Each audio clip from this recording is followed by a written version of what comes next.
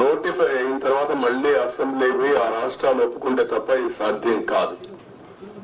అందుకనే పట్టుబట్టి మీరు 7 మండలాలు ఇవ్వకపోతే నేను ప్రమాణ స్వీకారం కూడా చేయను, ఇంకా పోలవరం ప్రాజెక్ట్ కాదు అనే ఉద్దేశంతో నేను పట్టుబట్టి ఫస్ట్ కేబినెట్ చరిత్రలో NDA 2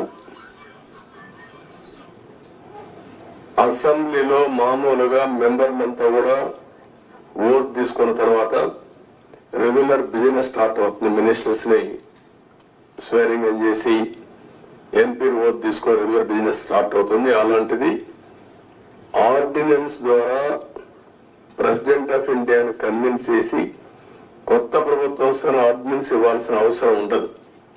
ప్రెసిడెంట్ కూడా ఒప్పుకోడు.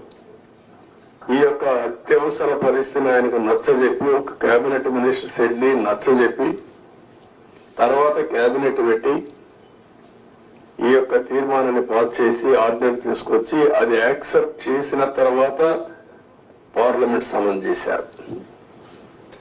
దానివల్ల 7 మండలాలు మనకు వచ్చాయి. ఆ 7 మండలాలు వచ్చాయి కాబట్టి మనం ప్రాజెక్టు కట్టగలిగాం. అప్పటికే ఈ ప్రాజెక్టు చాలా, ఒక మాటలో చెప్పాలంటే అనేక సంక్షోభాలు ఎదుర్కొంది.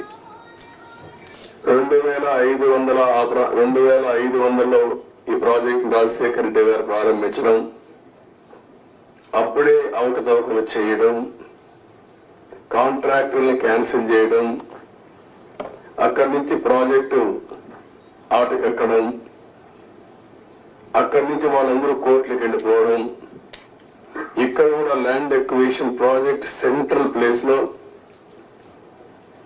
ల్యాండ్ ఎక్విజిషన్ చేయాలంటే వాళ్ళు కోర్టుకు వెళ్ళడం, right main canal left main canal కాలువలు తవ్వాలంటే వాళ్ళు కోర్టులకు వెళ్ళిపోవడం, ఎన్ని లిటిగేషన్లు పెట్టాలో అన్ని లిటిగేషన్లు పెట్టి 2014 కంటే ముందు కిరణ్ కుమార్ రెడ్డి ముఖ్యమంత్రి అయిన తర్వాత టెండర్లు పిలిచాడు. అది కూడా కోర్టుకు పోయి గందరగోళం అయ్యి తర్వాత ఫైనల్ గా అన్ని కోర్టులు వెకేటే వచ్చింది.